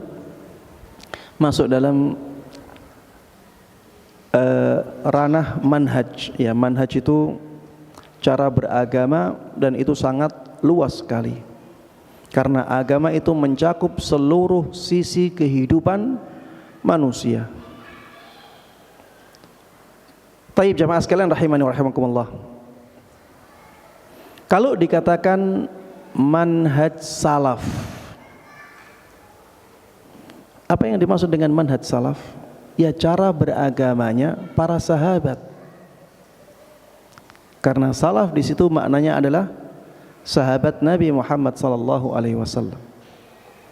Merekalah umat Muhammad yang paling mulia. Khairun nas qarni. Manusia yang paling baik adalah generasiku, yaitu para sahabat Nabi Muhammad sallallahu alaihi wasallam. Tsummal ladzina yalunahum, kemudian setelah itu orang-orang yang setelah mereka, yaitu generasi tabi'in. Tsummal ladzina yalunahum, kemudian orang-orang yang datang setelah mereka, yaitu generasi tabi'ut tabi'in. Salaf itu para sahabat Nabi Muhammad sallallahu alaihi wasallam yang mereka adalah manusia terbaik atau generasi terbaik dari umat ini. Manhaj salaf itu bagaimana, Ustaz? Manhaj salaf itu sebagaimana disebutkan oleh Rasulullah sallallahu alaihi wasallam, ma ana alaihil yaum wa ashabi. Itulah manhaj ahlus sunnah wal jamaah. Apa ma ana alaihil yaum wa ashabi? Ma ana alaihil yaum wa ashabi adalah ajaran yang aku dan para sahabatku di atasnya. Cara beragama yang aku dan para sahabatku di atasnya. Itulah manhaj salaf, itulah ahlus sunnah wal jamaah. Berarti ada manhaj salaf dalam akidah, ada manhaj salaf dalam fikih, ada manhaj salaf dalam akhlak, dan seterusnya. Manhaj salaf dalam berbagai sisi kehidupan tersebut patokannya adalah ma ana alaihil yaum wa ashabi. Ketika hal tersebut sesuai dengan caraku dan cara para sahabatku, itulah manhaj salaf. Dan di sana jamaah sekalian rahimani wa rahimakumullah, ada masalah-masalah yang sering dibahas dalam bab manhaj. Kenapa? Karena banyaknya kesalahan orang-orang dalam masalah ini, dan kesalahannya membahayakan. Sehingga sering ya disebut masalah-masalah ini sering disebut sebagai masalah manhaj. Masalah-masalah yang sering orang-orang salah di dalamnya dan kesalahannya fatal. Kesalahannya sangat membahayakan. Saya sebutkan di sini beberapa ya. Misalnya yang pertama,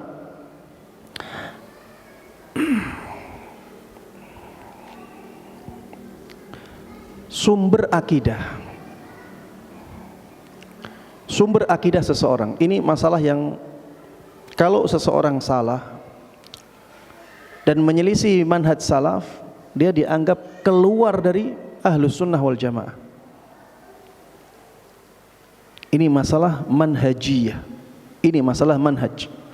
Bahwa sumber akidah adalah Al-Quran dan As-Sunnah As-Sahihah sebagaimana dipahami oleh generasi salaf. Sumber akidah itu bukan akal-akalan. Sumber akidah itu Al-Quran, hadis Nabi yang sahih. Dan keduanya harus difahami dengan pemahaman para sahabat. Kalau ada yang menyelisih dalam masalah ini, maka dia dianggap keluar dari ahlus sunnah wal jamaah. Masalah yang kedua contohnya, bahwa mentakwil sifat-sifat Allah itu tidak dibolehkan. Tidak boleh kita mentakwil sifat-sifat Allah Subhanahu wa taala. Kalau ada orang-orang yang mentakwil sifat-sifat Allah, maka kita bisa katakan orang tersebut keluar dari koridor ahlus sunnah wal jamaah, keluar dari kelompok ahlus sunnah wal jamaah. Karena apa? Para sahabat tidak ada yang mentakwil sifat-sifat Allah Subhanahu wa ta'ala. Tidak ada. Masalah yang berikutnya misalnya, akal tidak boleh didahulukan daripada nas. Akal tidak boleh mengalahkan dalil nas. Al-Quran, sunnah tidak boleh dikalahkan oleh akal. Masalah ini masalah manhajiyah. Kalau seseorang menyelisih masalah ini, maka dia keluar dari ahlus sunnah wal jamaah. Orang yang mendewa-dewakan akalnya terkenal dari kelompok siapa? Mu'tazilah. Mereka menyelisih ahlus sunnah dari sisi ini. Di antaranya ya. Jadi mereka lebih mendahulukan akal mereka daripada nas. Contoh lagi, masalah manhajiyah, para sahabat tidak boleh dicela. Kalau ada yang mencela sahabat dan dia membolehkan itu, dia sadar, berarti dia keluar dari ahlus sunnah wal jamaah. Contoh lagi, bahwa keimanan itu mencakup keyakinan, ya, amalan-amalan hati, amalan-amalan lisan, dan amalan-amalan anggota badan. Kalau ada yang menyelisih ini, dia keluar dari ahlus sunnah wal jamaah. Ini masalah manhaj. Contohnya lagi, bahwa ibadah itu harus sesuai dengan tuntunan. Ibadah itu harus sesuai dengan sunnah. Tidak boleh beribadah dengan cara-cara sendiri. Kalau ada yang membolehkan, berarti dia keluar dari ahlus sunnah wal jamaah, menjadi ahlil bid'ah. Contohnya lagi, kita tidak boleh fanatik kepada figur tertentu. Ini manhaj salaf. Dari dulu, dari zaman sahabat sampai zaman para imam, tidak ada yang membolehkan fanatik buta kepada person, kepada figur. Kita harus fanatik kepada dalil. Kalau ada yang menyelisih ini, maka dia keluar dari ahlus sunnah wal jamaah. Contoh lagi, ya, pemimpin muslim yang sah harus didengar dan ditaati dalam perkara yang ma'ruf. Pemerintah yang sah, pemerintah kita pemerintah sah, harus ditaati dalam perkara yang ma'ruf, dalam perkara yang baik. Kalau ada yang menyelisih ini, maka dia bukan ahlus sunnah wal jamaah. Contoh lagi seperti bagaimana kita bermuamalah dengan ahli bid'ah. Bagaimana kita bermuamalah dengan ahli bid'ah? Kita harus hati-hati. Kita harus menjaga jarak. Bukan berbaur yang sampai menjadikan tidak ada bedanya antara ahlus sunnah dengan ahlul bid'ah. Seakan-akan sama. Tidak seperti itu. Dulu di zaman salaf, ahlul bid'ah itu sangat dijauhi. Kalau ada orang-orang yang menyelisih dalam masalah ini, dia berbaur seakan-akan temannya sendiri dengan ahlul bid'ah, maka dia keluar dari manhaj salaf. Ya, dan masih banyak masalah-masalah yang lainnya. Insyaallah yang saya contohkan sudah cukup ya. Untuk tambahan-tambahan yang lainnya bisa dipelajari dari ustadz-ustadz yang lain yang lebih berilmu dari ana. Mudah-mudahan yang kita bahas bersama bermanfaat bagi kita semuanya. Mudah-mudahan Allah berkahi ilmu kita, dan mudah-mudahan Allah Subhanahu wa taala menjadikan kita semuanya orang-orang yang mendapatkan taufiknya untuk bisa mengamalkan semua ilmu yang sampai kepada kita dengan baik dan mudah, dan kita juga bisa mengajarkannya kepada orang lain. Amin amin ya rabbal alamin. Wa sallallahu wa sallama wa baraka ala nabiyyina Muhammadin wa ala alihi wa sahbihi wa man tabi'ahum bi ihsanin ila yaumiddin. Walhamdulillahi rabbil alamin. Ya. Pertanyaan yang pertama, dalam masalah ijtihadiyah kita mengambil satu pendapat yang kuat. Bagaimana sikap kita terhadap pendapat yang lainnya? Jawabannya kita tetap menghormati pendapat yang lain ya. Kita tetap menghormati pendapat yang lain. Jadi kita lakukan apa yang kita yakini, dan kita toleran kepada pendapat yang diyakini oleh orang lain sesuai dengan dalil masing-masing. Itu yang harusnya kita lakukan. Kita boleh berdiskusi. Misalnya mengatakan, kenapa antum memilih pendapat itu? Apa yang menjadikan antum misalnya tidak mengambil hadis ini? Kan jelas hadisnya. Ini sebatas diskusi jamaah, tidak boleh saling memaksakan pendapat. Sebatas diskusi. Kalau misalnya semua yang kita sampaikan dia jawab, bisa dia jawab,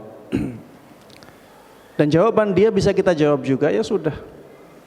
Karena pada satu titik ya seringkali kita menguatkan kemungkinan yang tidak selaras dengan apa yang dia yakini. Pada satu titik biasanya ada dua kemungkinan jemaah. Dua kemungkinan. Dan dua kemungkinan ini sama-sama mungkin. Hanya saja kita menguatkan yang ini, dia menguatkan yang itu. Dalam keadaan seperti ini kita tidak bisa memaksakan kehendak. Ya, kita tidak bisa memaksakan kehendak, sehingga hormati pendapat lain. Kalau misalnya dia kunut, kita sholat di belakangnya. Di sini para ulama berbeda pendapat. Ya, ada yang mengatakan berdiri saja, tanpa mengangkat tangan, tanpa mengaminkan, dan itu sikap toleran kita. Tetap sholat di belakangnya nggak ada masalah. Tapi kita tidak mengangkat tangan, tidak mengaminkan. Ada yang mengatakan kalau sholat di belakang orang yang kunut, karena dia meyakini kunut itu sunnah, ya sudah kita ikuti. Kita angkat tangan, kita aminkan. Kita angkat tangan, kita aminkan. Dan pendapat yang kedua ini pendapat mayoritas ulama. Pendapat mayoritas ulama dari dulu sampai sekarang mengatakan bahwa kalau sholatnya di belakang orang yang kunut, maka makmum tetap kunut. Ya, maksudnya mengikuti, ngangkat tangannya, kemudian mengaminkan. Karena adanya hadis Nabi Muhammad sallallahu alaihi wasallam, innama ju'ilal imamu liyu'tamma bihi. Sesungguhnya imam dia dijadikan sebagai imam adalah untuk diikuti. Sedangkan sekarang imamnya berkunut dan dia meyakini bahwa itulah yang sesuai dengan sunnah, maka kita ikuti. Ini pendapat yang kedua, ini pendapat mayoritas ulama, dan ini pendapat yang menurut ana lebih kuat. Ya, pendapat ini dikuatkan oleh dipilih oleh Syekh Saleh Al Fauzan, ya. Begitu pula Syekh Albani memilih pendapat ini, ya.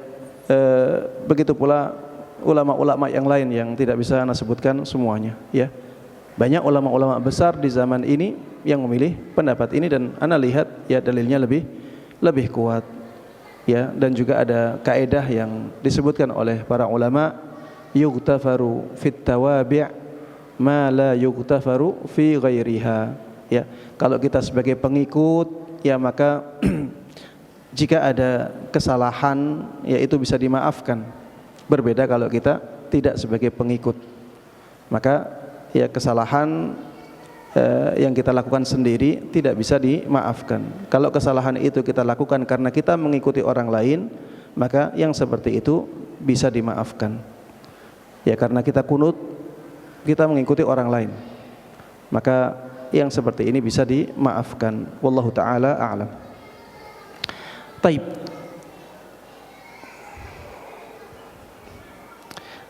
Ustadz mau bertanya, apa hukum sholat di masjid yang di pelataran masjidnya terdapat kuburan dan pembatas masjid dengan kuburan hanya tembok bangunan masjid? Apa pendapat di berbagai mazhab terkait perkara ini, dan manakah pendapat yang terkuat?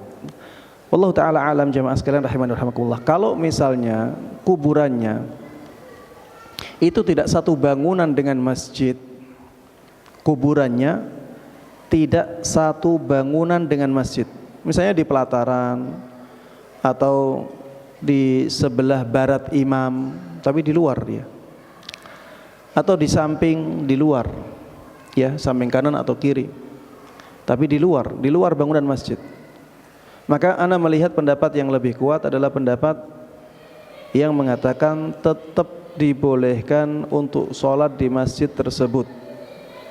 Karena ketika kita sholat di situ, kita sholat di masjid yang tidak ada kuburannya. Masjid kan bangunan masjid itu, sedangkan dia di luar. Dia di luar masjid. Tapi kalau misalnya ada pilihan masjid lain, ya, kalau misalnya ada pilihan masjid lain yang tidak ada kuburannya sama sekali, maka lebih baik memilih masjid lain. Tapi secara asal sholat di masjid tersebut masih dibolehkan. Beda kalau kuburannya memang benar-benar di dalam bangunan masjid. Kalau kuburannya benar-benar di dalam bangunan masjid, maka kita tidak boleh sholat di masjid tersebut. Terus bagaimana Ustadz solusinya? Ya, kalau misalnya kita sebagai orang yang punya kapasitas untuk mengingkari kemungkaran, untuk mengubah kemungkaran, ya, kalau misalnya kita punya kapasitas untuk mengubah kemungkaran, maka kita lihat mana yang lebih dahulu. Mana yang lebih dahulu dibangun, masjidnya ataukah kuburannya? Kalau yang lebih dulu adalah kuburannya, berarti masjidnya yang salah, pembangunan masjidnya yang salah. Yang dimenangkan kuburannya, masjidnya berarti dibongkar. Kalau misalnya masjidnya lebih dahulu kemudian baru kuburan, ya, maka kuburannya yang dibongkar. Ustadz, kalau misalnya orang-orang rela, Ustadz, asalnya memang kuburan dulu kemudian ada masjidnya, tapi orang-orang rela kalau kuburannya dipindahkan, tidak ada masalah. Pindahkan kuburan ke tempat lain sehingga masjid tersebut benar-benar bersih dari kuburan. Wallahu ta'ala a'lam. Assalamualaikum Ustadz. Waalaikumsalam warahmatullahi wabarakatuh. Izin bertanya, apa itu tasawuf dan apakah ada hubungan dengan mazhab Imam Syafi'i? Soalnya saya baru mengenal sunnah. Barakallahu fik. Iya, tasawuf, ya. Tasawuf itu istilah ini juga istilah yang baru, ya. Tidak ada di zaman Nabi Muhammad sallallahu alaihi wasallam.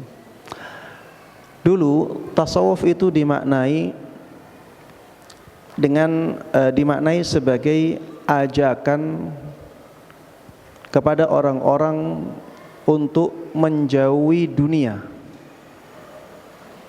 Ajakan orang-orang untuk menjauhi dunia, untuk menjaga jarak dengan dunia, berhati-hati terhadap dunia, mengajak untuk hidup sederhana, zuhud.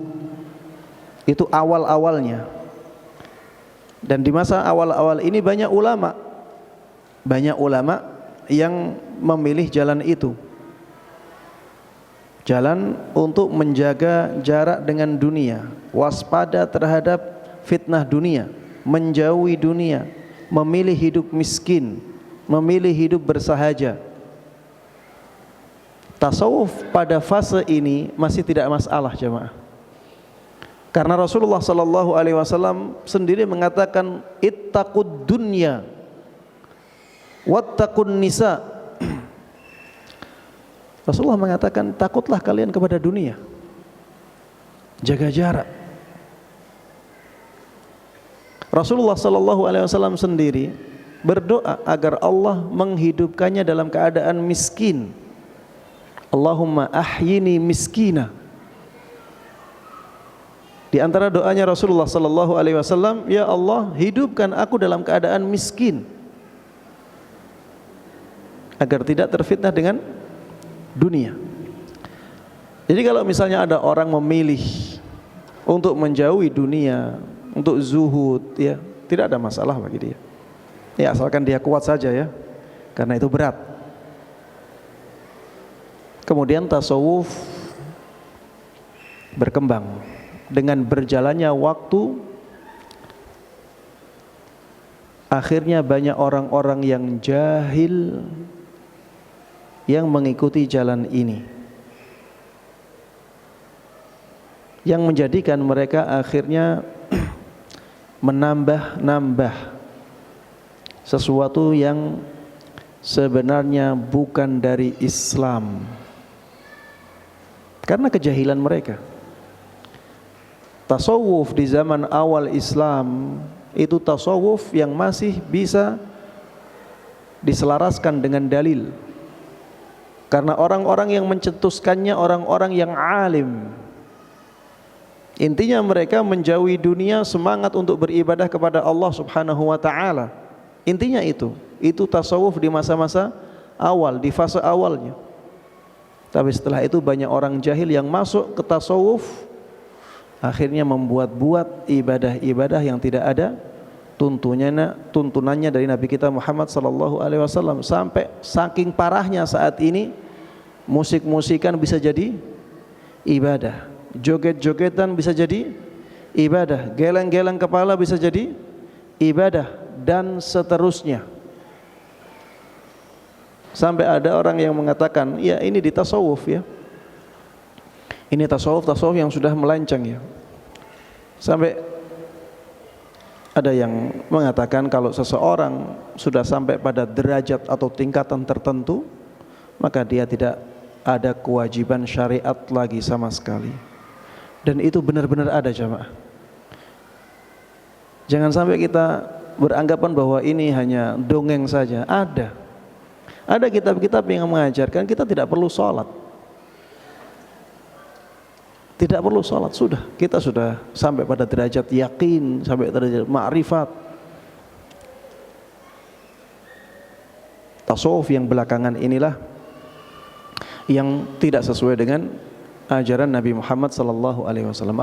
Adapun tasawuf yang maknanya adalah zuhud kepada dunia, maknanya adalah semangat untuk beribadah kepada Allah, mengisi kehidupan ini dengan ketaatan kepada Allah seperti yang dilakukan oleh orang-orang di zaman awal Islam, maka sebagaimana disebutkan oleh Syekhul Islam Ibnu Taimiyah rahimahullah taala, itu masih tasawuf yang bisa dibenarkan. Wallahu a'lam.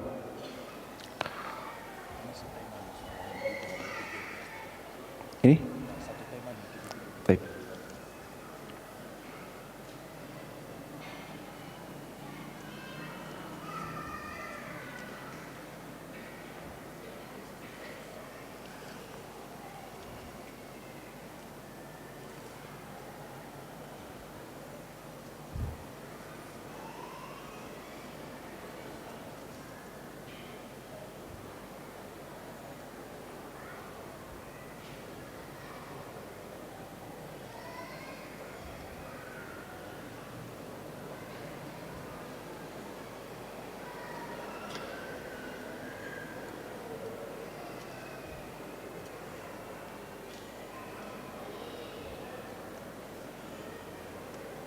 Taib, ada pertanyaan tentang masalah menjauhi ahli bid'ah ya.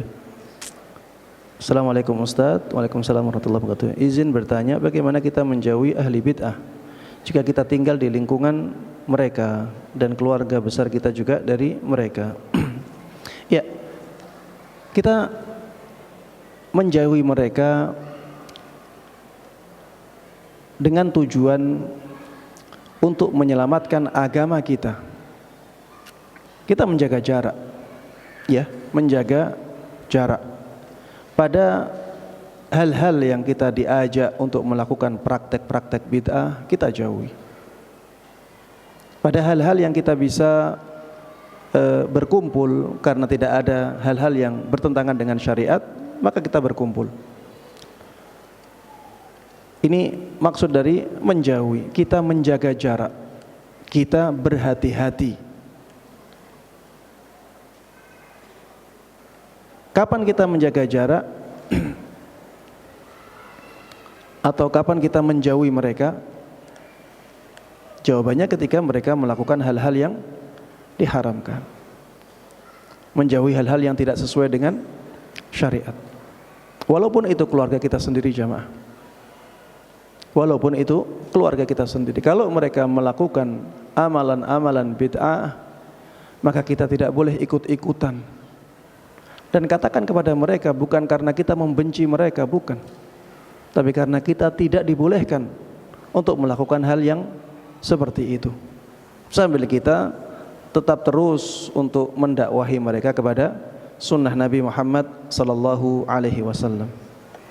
Ini ada pertanyaan yang ya unik ya. Assalamualaikum Ustaz. Waalaikumsalam warahmatullahi wabarakatuh. Apa kajian salaf mengikuti dalil terkuat dari seluruh mazhab imam, namun secara khusus mazhab Imam Hambali? Jamaah sekalian rahimani wa rahimakumullah, tidak benar ya. Tidak benar kalau dikatakan bahwa kajian-kajian salaf itu lebih dominan ke mazhab Hambali. Dari mana kita katakan seperti itu? Apakah sudah dipelajari? Apakah sudah diteliti bahwa setiap yang dikuatkan oleh para ustadz yang bermanhaj salaf itu selalu dari mazhab Hambali atau mayoritas dari mazhab Hambali? Jawabannya tidak jemaah. Silahkan dirunut. Yang ditarjih tersebut ya menyebar ya. Memang kebanyakan kemungkinannya dalam masalah ibadah, kemungkinannya antara mazhab Syafi'i dengan mazhab Hambali. Karena memang dua mazhab ini dalam masalah ibadah dalilnya kuat-kuat. Dalam masalah ibadah biasanya yang dikuatkan atau yang kuat dari sisi dalilnya adalah mazhab Hambali dan mazhab Syafi'i. Sehingga tarjihnya antara dua mazhab ini biasanya atau mayoritas. Sedangkan dalam masalah muamalah itu biasanya yang dikuatkan mazhab Maliki, mazhab Hambali. Mazhab Maliki dan mazhab Hambali dalam masalah muamalah juga sangat kuat ya. Dan kenapa kita banyak memilih mazhab Maliki dan mazhab Hambali dalam masalah muamalah maliyah? Ya karena memang dalil-dalil mereka lebih kuat dan lebih mengakomodir keadaan masyarakat di zaman ini. Dan ana ya tidak suka dengan menyandarkan pendapat kepada mazhab-mazhab tertentu. Kenapa kita harus seperti itu? Kenapa kita sandarkan kepada mazhab? Sandarkan saja kepada hadis, sandarkan kepada ayat Al-Quran, sehingga mengurangi adanya gap antara mazhab-mazhab ini. Sudah pilih dalil yang terkuat, kemudian sebutkan dalilnya, sebutkan ayatnya, sebutkan hadisnya, sudah selesai. Ini mazhab apa? Tidak usah seperti itu. Sudah ada dalilnya, untuk apa kita menyandarkan pendapat itu kepada mazhab tertentu? Karena pertanyaan-pertanyaan seperti ini ya bisa menambah adanya jarak ya antara mazhab-mazhab yang ada. Padahal sebenarnya kita ingin mengambil kebaikan-kebaikan dari semua mazhab yang ada. Karena di setiap mazhab itu ada ulama-ulama yang kuat ilmunya. Dan tidak ada mazhab yang sempurna. Tidak ada mazhab yang sempurna. Mazhab-mazhab ini saling mengisi. Maka apabila kita bisa mengumpulkan kebaikan dari semua mazhab, maka kita akan mendapatkan kebaikan yang sangat luar biasa. Berbeda dengan orang yang hanya membatasi dirinya dengan satu mazhab. Maka kebaikan-kebaikan yang ada di mazhab lain akhirnya tidak bisa dia dapatkan. Taib jamaah sekalian rahimani rahimakumullah, karena terbatasnya waktu, mohon maaf apabila banyak kekurangan dalam kajian ini. Semua yang benar dari Allah Subhanahu wa taala, yang salah dari kekurangan ana dan dari syaitan, dan saya memohon ampun kepada Allah Subhanahu wa taala atas kesalahan-kesalahan tersebut apabila ada. Astaghfirullah wa atubu ilaih. Mudah-mudahan Allah Subhanahu wa taala terus memberikan arahan kepada kita untuk bisa berjalan di atas sunnah Nabi Muhammad sallallahu alaihi wasallam sampai ajal menjemput kita. Dan saya berdoa mudah-mudahan sebagaimana Allah Subhanahu wa taala mengumpulkan kita di tempat ini, di masjid ini, di saat ini, mudah-mudahan juga nantinya Allah Subhanahu wa taala mengumpulkan kita di surga firdausnya. Amin amin ya rabbal alamin. Sallallahu wasallam wa baraka ala nabiyyina Muhammadin wa ala alihi wa sahbihi wa man tabi'ahum bi ihsanin ila yaumiddin. Wa subhanakallahumma wa bihamdik asyhadu an la ilaha illa anta astaghfiruka wa atubu ilaik. Wassalamualaikum warahmatullahi wabarakatuh.